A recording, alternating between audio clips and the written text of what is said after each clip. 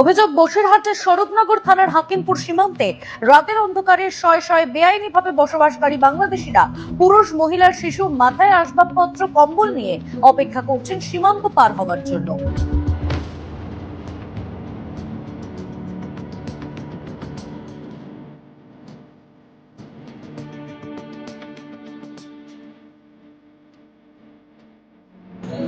তারপরে কি কোনো কাগজপত্র নেই, আধার কার্ড, আই কার্ড কিছু নেই, অবৈধভাবে থাকতেন। তারপরে এখন এখন চলল